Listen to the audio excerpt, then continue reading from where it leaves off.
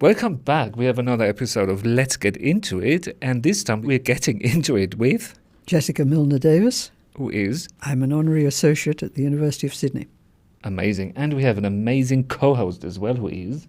Beatriz Carbajal Carrera, and I'm a senior lecturer at the Spanish and Latin American Studies department at Sydney Uni. Right, and people might have heard me. I'm Nickl. I'm a senior lecturer as well at the University of Sydney. I'm hosting the Let's Get Into It podcast for the Australian Research Humour Studies Network. And this time I thought, why not get into it with the most amazing colleague, mentor, scholar, Beatriz. What are we actually doing with our guest today? So today's guest has spent decades thinking seriously about those questions of why humans laugh and what makes something funny. Why can humor feel comforting one moment and brutal the next? These questions were addressed long before humor studies became an established field. She helped create it, actually. Welcome, Jessica. For a quick introduction, can you maybe tell us a bit about yourself, your life in comedy and humor, just as a bit of an orientation point? Humor to you, what is it? What does it mean? Oh, humor to me is an endlessly fascinating topic. And I began by studying a particular form of comedy for my doctoral thesis. Farce. What makes farce different from other forms of comedy, and what is its nature? And that led me to consider the role of aggression in humor. And so when I ended up as a visiting scholar at Stanford University in the 70s, I linked up with some very interesting people who were studying aggression on the one hand and the physiology of laughter on the other. And I became aware that this thing, humor, was bigger than comedy, what makes you laugh, what you find amusing. But there were things to be learned and wisdom to be found from so many different disciplines that my head exploded. Right, we don't want that, at least not yet, because we have to do a bit more recording before you do explode and go off. Okay. But our mission today, our little goal, Beatriz's and mine, is to lead the listeners throughout your illustrious, rich life of comedy and humor. We have lined up a couple of segments, so let's see how structurally sound we can make it. 2 academics plus an academicus. Let's see what that looks like. We are going to explore your life. We are going to see what actually comes of the study of humor from, I guess, the early 70s. Not to date Jessica too much, but we've got a little thing as well about that coming up. Humor and aggression, humor and Australia, local context, a phenomenon of online humor, AI, all of that good stuff is coming up. So let's get into it.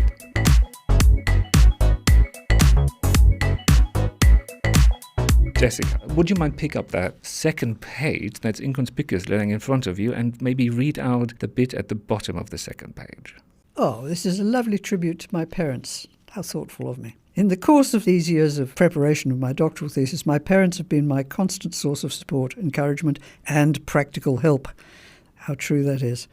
And so it is to them, and also to my husband, who most generously undertook to marry a thesis as well as a wife, that the accomplishment of this study is due.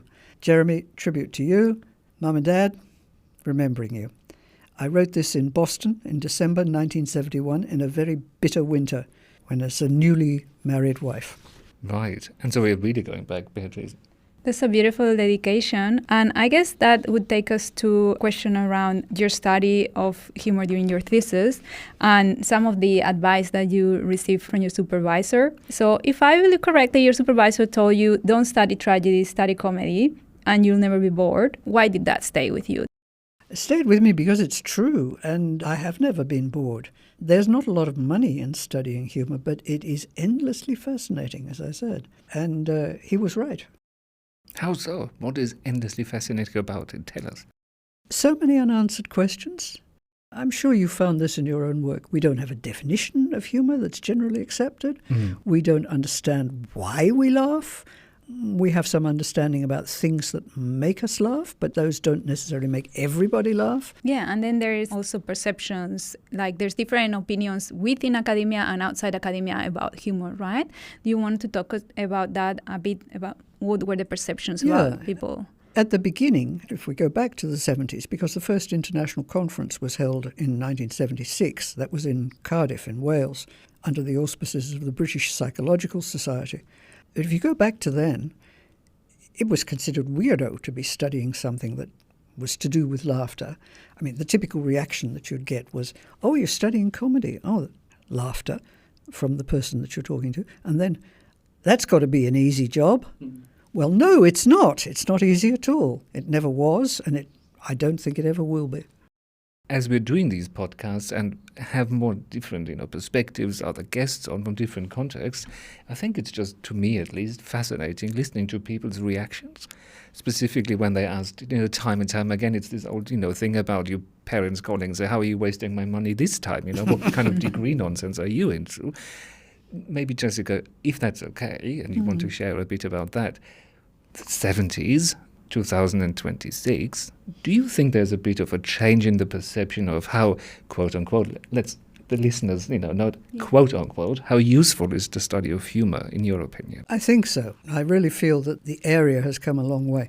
So, firstly, it's much better recognised now in academia that there are things called fields of study, rather than, just being anchored in a particular disciplinary box. So that's helped a great deal, because studying humour, you have to study laughter, you have to study comedy, to study cartoons, you have to study jokes, which can be purely verbal, but often have other elements as well. Already we're crossing a lot of disciplines. Then you can add in things like humour in advertising, which is big money, right? Yeah. Big money. Humour in education, does it help students learn, doesn't it? Humour in management, what makes a better workplace? And humour in medicine. So the role of clown doctors is much better recognised now than, it didn't exist in the 70s, but there are fundraising foundation. We now have the Humour Foundation in Australia, which supplies clown doctors to lots of hospitals. And so the practical benefits of humour, the importance of humour, and the danger of humour being wrongly used, all these things, I think, are now much more widely understood. So to kick things off, we'd love to hear about your first encounters with humour as an object of study. Do you remember when humour first became intellectually fascinating to you? Oh, yes, I do. Although in those days, I suppose we termed it comedy, and leaping forward to the fully fledged field of humour studies, I think it's quite interesting, because now we have two distinct names, really, humour studies and comedy studies. When I think back, I really started in what we'd now call comedy studies. And it was when I was a doctoral student at the University of New South Wales, which is also here in Sydney, but it's a different university than this one. So besides all of these other things that you were doing externally that motivated you, what were some of the things about humour itself that motivated you through this long journey? About farce, specifically, so that's what I was studying. What fascinated me was that it is a very aggressive form of comedy. It's all about slapstick and beatings and people pratfalls and people getting caught in flagrante delicto and so on. Things that shouldn't happen, but it's only funny. It's exclusively funny. Like, if you look at the history of censorship in the theatre, the stuff that gets censored and shut down and people get jailed for is satiric. It's not farce. Farce gets away with it. It gets away with challenging authority, it gets away with ridiculing, and it gets away with acknowledging that we're all human at the bottom and share the same bodily appetites. And this paradox of being the most aggressive and the most innocent, that really fascinated me. So that's where I got caught up in studying farce. And then, at one of the national conferences, I met my future husband. He was from Sydney University and I was from UNSW. And a long time later, he was settling into an academic career at Stanford University. And we decided, having met on brief occasions during those years, that we would see if we could live together in sin and work out if we were going to get married or not. That would be accurate for the cultural times, that it would have been regarded as living in sin. And indeed it was. When we came to live in Boston together, I had to go out and buy a fake wedding ring in order to get the real estate agents to show me anything other than a bedsit, because I wasn't married. I went to Stanford and finished my thesis while I was there. I wasn't actually enrolled at Stanford at all. And then my husband got a job in Boston, so we went to Boston, and I simply moved with him. And I wanted to know what I could do with my thesis, and like I'm sure many other graduate students, I thought that there was a publication here, that I had something of interest to say about farce. And just remind us quickly, when did you submit the thesis? I would have submitted the thesis in 1970. Right. I got married in 1970, and I graduated in 1971 because that's the way Australian degrees work. You graduated the year after you'd completed. So it's now 1971, and we're about to move to Paris, the two of us. But I wrote to the general editor of a series of small guidebooks which were called The Critical Idiom.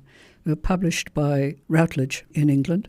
And he was general editor. The series had all kinds of interesting short textbooks on critical terms. So there was one on tragedy. There was one on comedy. I thought it was pretty bad, sorry. There was one on travesty. There was one on burlesque, various things. But there wasn't one on farce.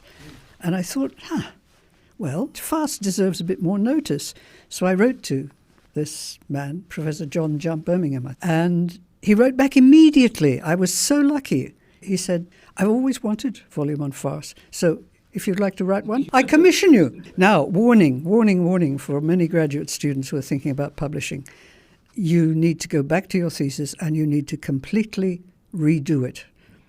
And you know what? You make it shorter. You don't address your examiner. You address the general public. And you simplify, if at all possible. And you explain terminology which you gleefully showed off to your supervisor, but for the ordinary reader, no, it needs an explanation. And you end up with a much deeper understanding of your topic than you had when you finished your thesis. Right. And thinking back to what my doctoral supervisor said to me, studying and producing comedy is much more difficult than studying and producing serious drama. Yeah, do you think attitudes have changed much since that time? I think we are beginning to get a toehold. I think it's quite remarkable that in the last 5 years, 2 research grants have been given in Australia and 1 major one in New Zealand for studying humour. This is a real breakthrough. Although, I must say, the leading one in Australia is still called Comedy Country Research Grant. At what point did humour studies stop seeming eccentric and start becoming more legitimate? It's been very slowly. I don't think there's been a single point, and I think we're still working on it. The whole notion of fields of study in academia has helped. You know, you're not just pinned in a department. Your own school embraces very wide fields. That's helped. But 2 things in humour studies. Firstly was the foundation of the International Society for Humour Studies, and that came from a movement to study or focus on humour and laughter specifically from the British Psychological Society. But the ISHS was formed in America some years after the Foundation Conference on Humour and Laughter, which was held in 1976. And there was another conference immediately after that, but not until 1981. So there was quite a lag, 2 or 3 years. And the second thing was the foundation of the research journal, Humour, International Journal of Humour Research.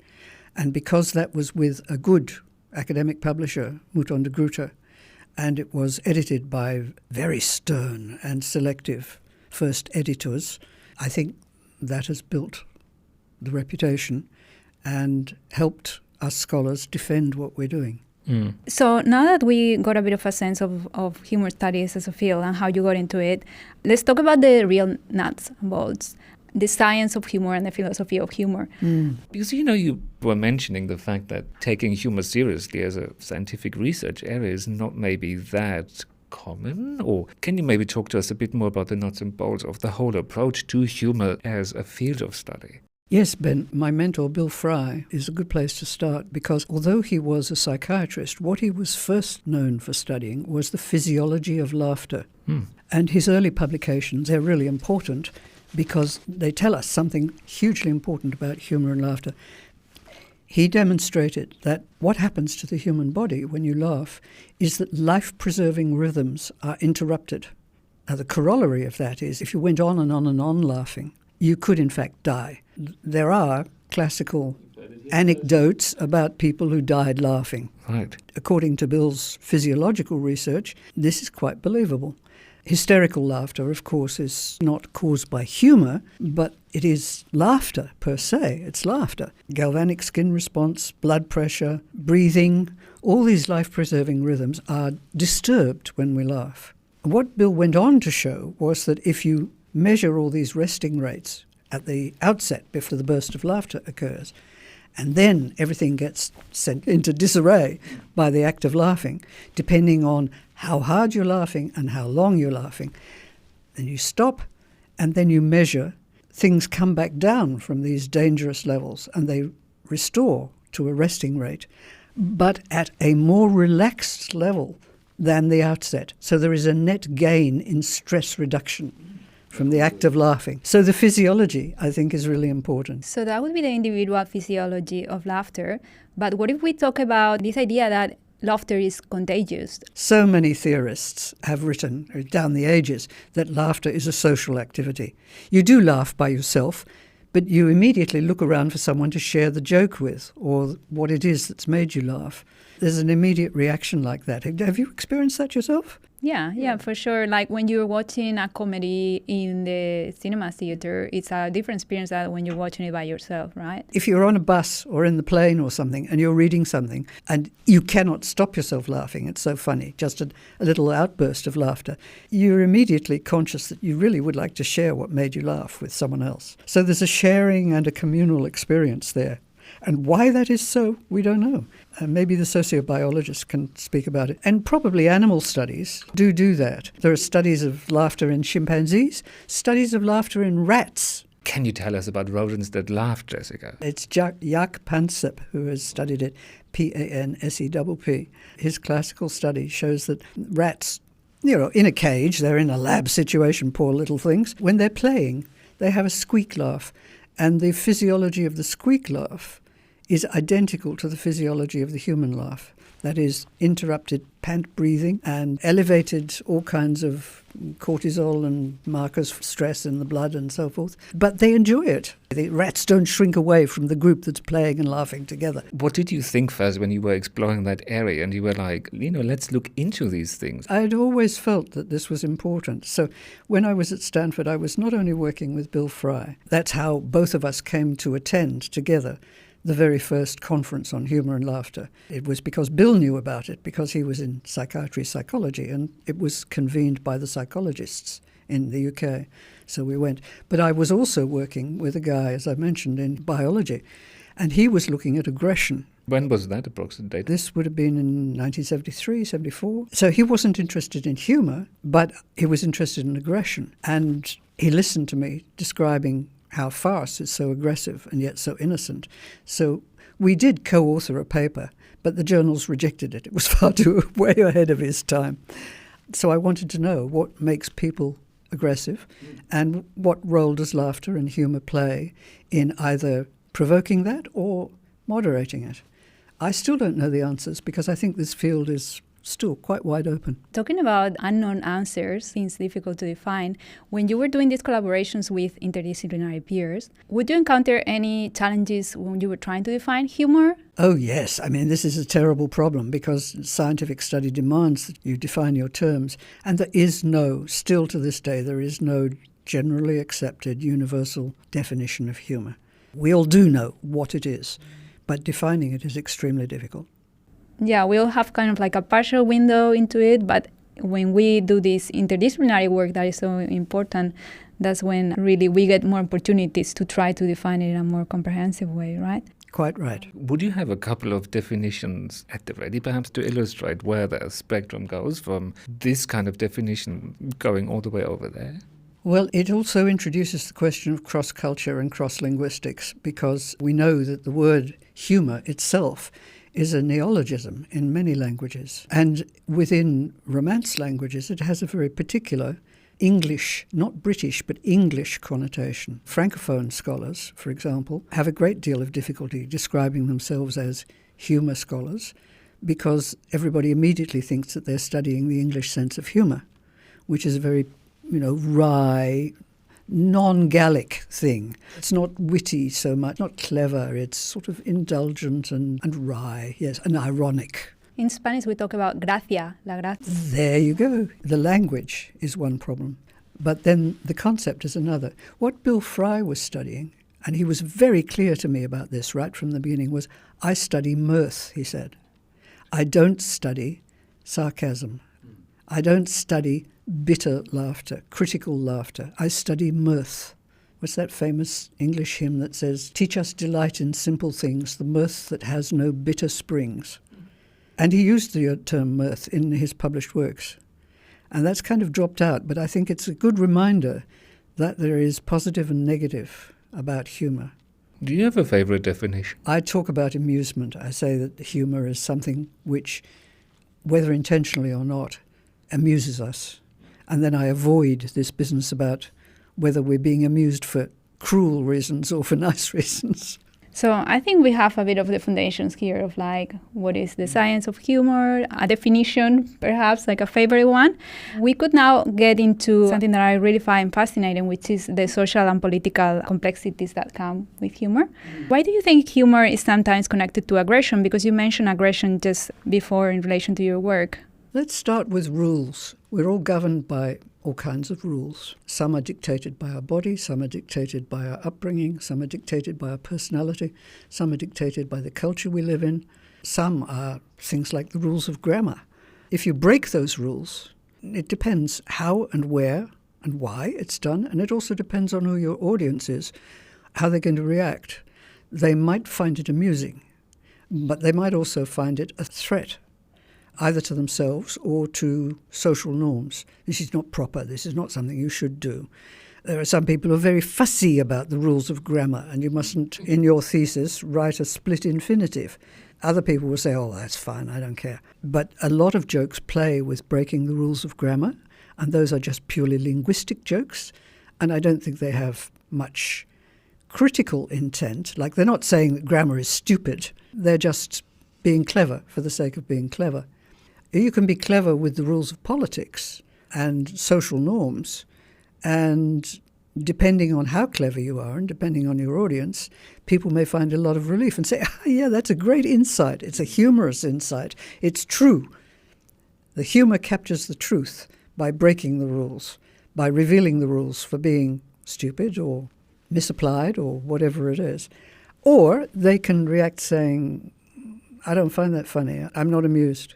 And it's threatening. Beatriz was just pointing out there's a lot of, I guess, a sense of authority that comes with the rules. So there's the person that can perhaps enforce them, there's the person that can communicate them. There's all these functions and roles that we play negotiating that idea of there's a set of rules. What do you make of that when it comes to the study of humour?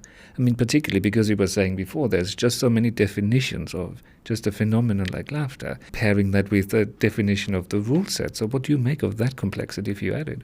I think it's absolutely essential that we are as aware as possible of the rules and of their cultural variations and personal variations, because a joke or any piece of humour will only work if there is shared cultural knowledge.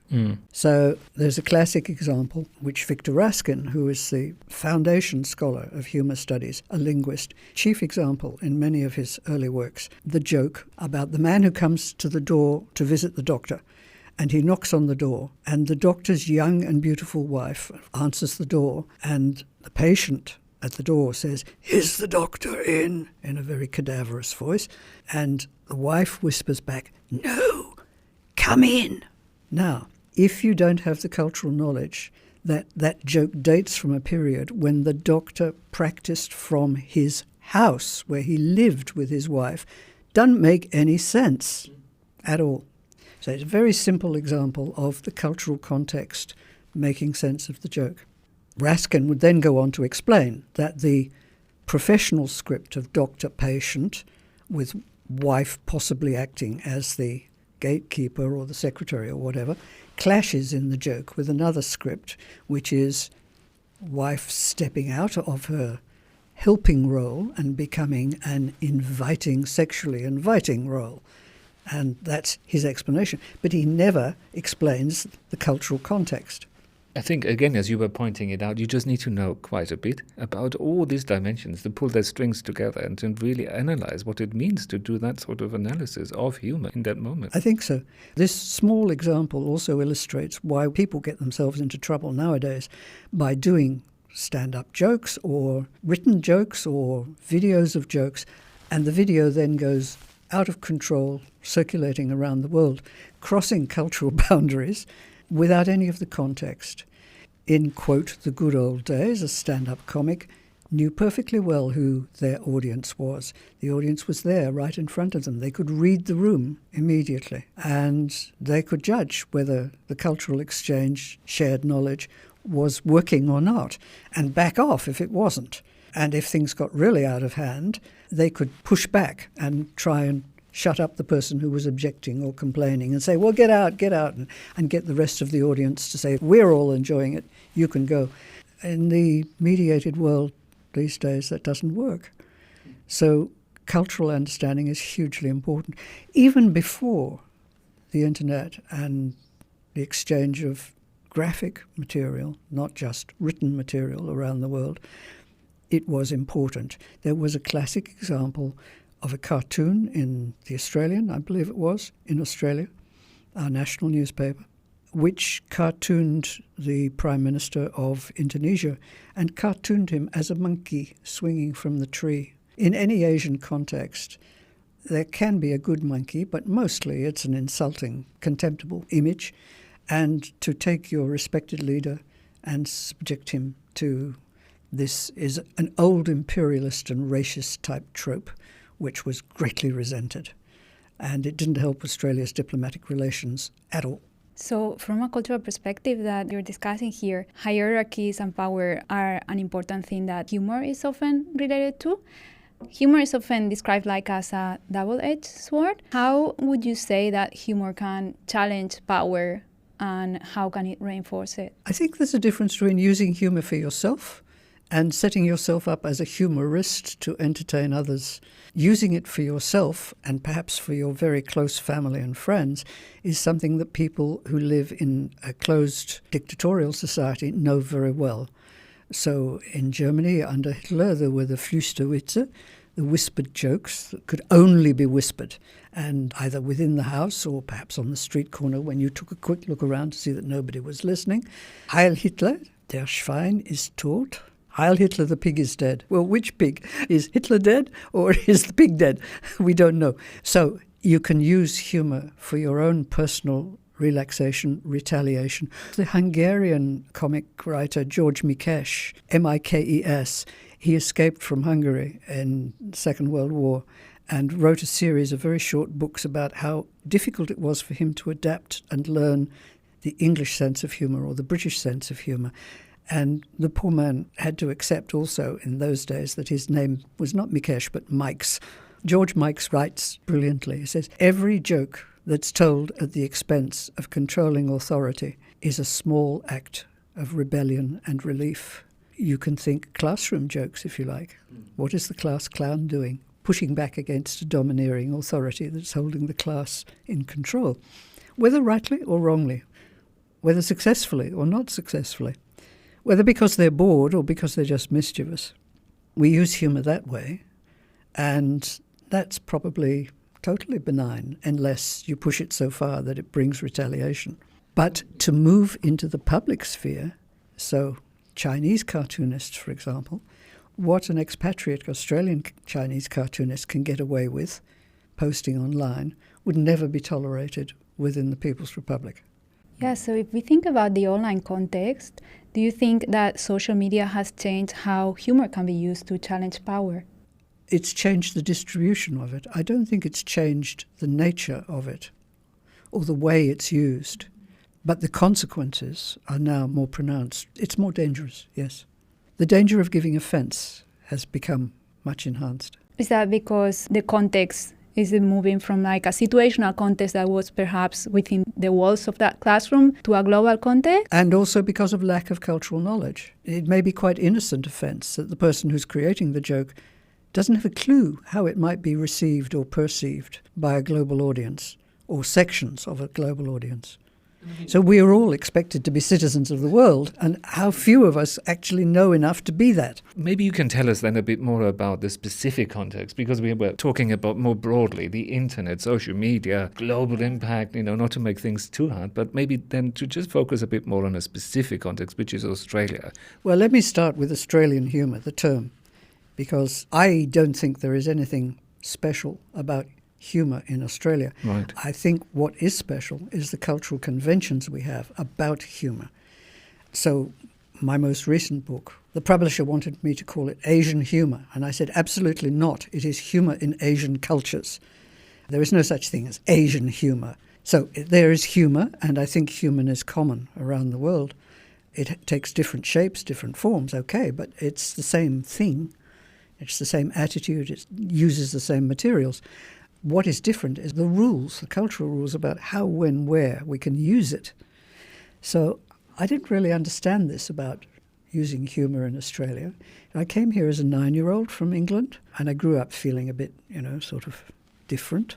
And then I went back to do my graduate study in Bristol, and I discovered I don't belong there anymore. The class system and the attitudes and the depressiveness and also the excessive respect and the different ways of speaking. So all being labelled by where you came from and who your father was and so on and so forth. Not Australian at all. I realised I had changed. But still, when we finally came home from overseas with my husband and we settled into Australia and the University of New South Wales, I didn't try to write about humour in Australia. My eyes were opened after I began to work with a group of colleagues from Japan who were attending the same international conferences on humour studies that I was, and listening to them and trying to understand what their presentations were about as they were presenting on what you could and couldn't do with humour in Japanese culture. And it seemed to me that they had a hugely important message for the international community, particularly of humour scholars, but more broadly for anybody who's going to Japan, whether you're a tourist or a diplomat or a business person or whatever. So I sat down to work with them and we produced this book, which they wrote, not me, on understanding humour in Japan. And as we worked through those chapters, I thought, this is so different than Australia. So that was your entry point. Yes, I could step out of my own culture and then look back. Can you give us maybe a quick example if you remember what you were reading and you were like going, wow, this is fantastic. Yeah. So they talk about the difference between the culture in Osaka, the city of Osaka in Japan, and the culture in Tokyo, the capital. Osaka is a merchant culture. It's never been a samurai, warlord, aristocratic government centre. And in those government centres, like Kyoto or Tokyo, the former capitals of Japan, you have to look very prim and proper when you're shopping. You don't joke and laugh with the people behind the counter and them across to the customer. But in Osaka, it's perfectly normal for smiles to be exchanged and for people to laugh together because, as my colleague pointed out, this is a merchant culture and you want to do business. And so if you can't satisfy the customer, you'll say, never mind, smile, shake hands, next time. So the two cities could be as different as that, depending on their cultural background, was really interesting to me. And then there's the Japanese tradition, which is probably almost totally dead now, where women should not show their teeth when they're smiling. That used to be, I realised, true in Anglo-Saxon upper-class culture, that you would hide your teeth with your hand when you were smiling. And you certainly, as Lord Chesterton reminds us from the late 18th and early 19th century, a gentleman does not laugh out loud. A mere smile will do. So cultural habits about laughter are very different down the ages and between cultures. And I mean, we tried to start out with Australia and then ended up in Osaka, but taking us back to Australia there, can you maybe tell us now a bit more about, so perhaps you learned something about Australian humour or the practice of the human laughter in this specific cultural context? I think one of the key eye-opening events for me was to work with Lillian Holt, who's an Indigenous woman from Adelaide. She began a PhD to try and study the role of humour in Indigenous communities at Melbourne University, but family background and cultural pressures were such that she never managed to complete it. But she came to one of our early Australasian humour conferences, and when my very good colleague Peter Kirkpatrick, who has been my mentor and friend here at the University of Sydney and has been responsible for the success, in my view, of the AHSN under its sponsorship here at Sydney University. When Peter set out to write a book on humour in Australia, I worked with Lillian to get at least a chapter of her incomplete thesis into that book.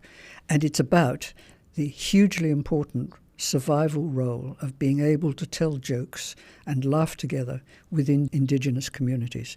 She calls it a corroboree of laughter.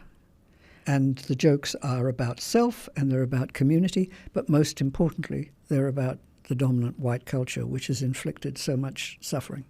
So that, to me, was eye-opening, that this was a oppressed minority which, very much like the Jewish culture, regards humour as an important component of their survival down the ages. It's great that you bring that up, because it gets us to the last point that we were wanting to discuss with you, which is, why does humour matter?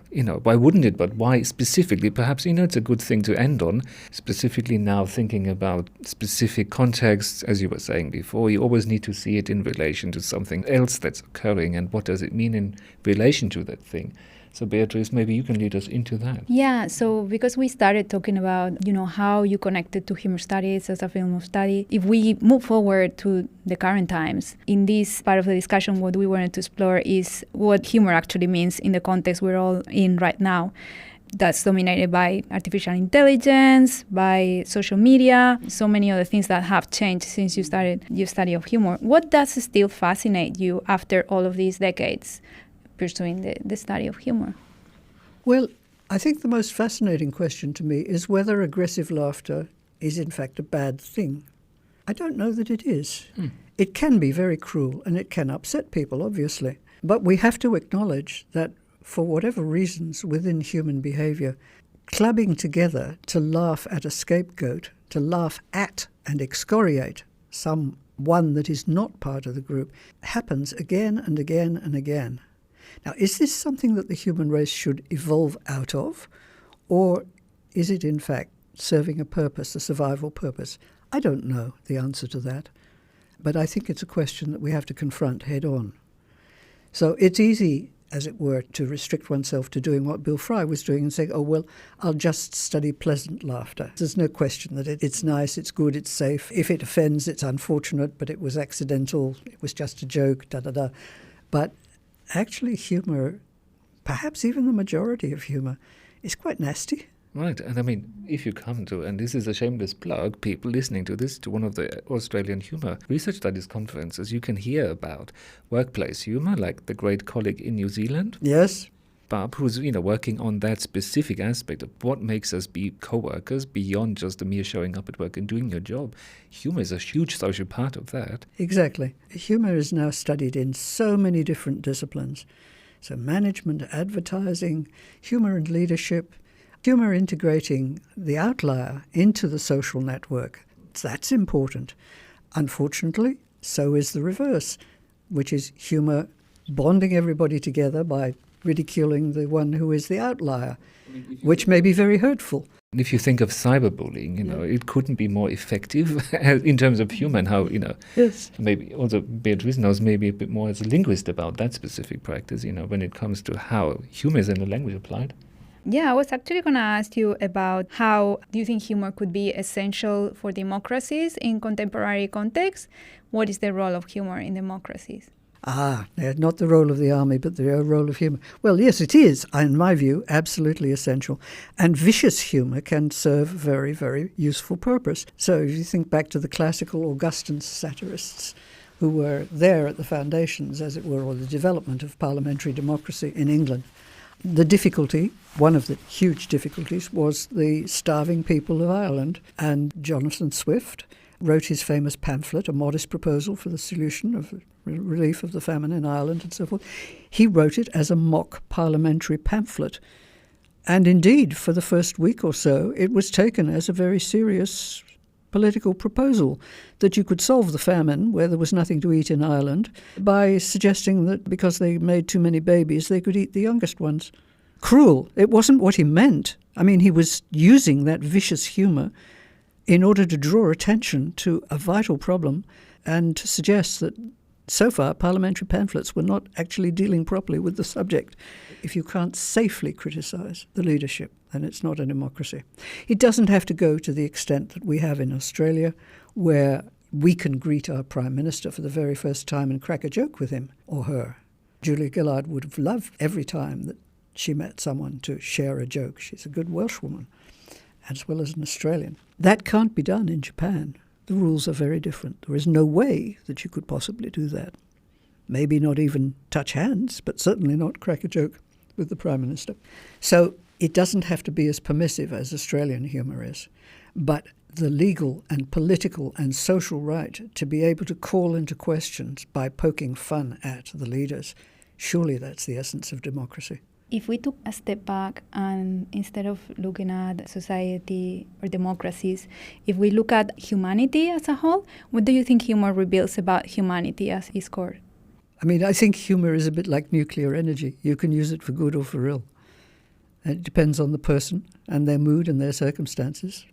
Any prediction where it's headed right now? I think we're splitting into polarised camps. And there are camps where anything is permitted, vicious, cruel humour, and celebrated. And that is driving other people away. So I think humour is like all kinds of political expression. It's subject now to fragmentation. Right. And with that, we might draw it to an end and release Jessica into the wild of humour and into its study. Thanks so much for being with us today. We were just wanting to kind of close out our little excursion into all kinds of humour and why it matters, perhaps now more so than ever before. Yeah, it's been wonderful hearing you share your experience with humour across so many decades, and it's really fascinating to hear how the field unfolded.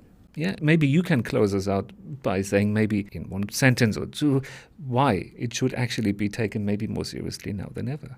Well, I think we in Australia have a particular responsibility to try and Australasia, I will say, including New Zealand and hopefully our Asian colleagues as well, to promote this because it is an expression of humanity. It's an expression of our vulnerability and of our entrapment by rules and our desire to be ourselves and to assert our independence and our independent view and critique what we see around us.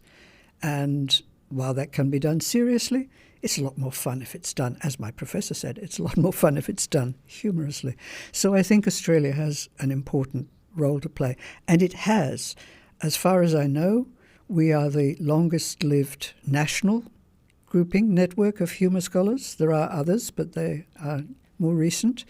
And we have produced presidents of the International Society. We have produced, by my count, 5 emerging scholars of humour recognised at international conferences by their awards. We've had one international conference here, but it was a long time ago, back in 1996. That's what was the precursor to founding the Australasian Humour Studies Network. Maybe it's time for the next one. This year, it's Brazil's turn, and good on them. And with that, that's yet another episode of Let's Get Into It, this time with Jessica Milner Davis and Beatriz Carbajal Carrera. Again, thanks so much for listening and see you next time. Thank you so much for joining us. It's been a great pleasure. Thank you.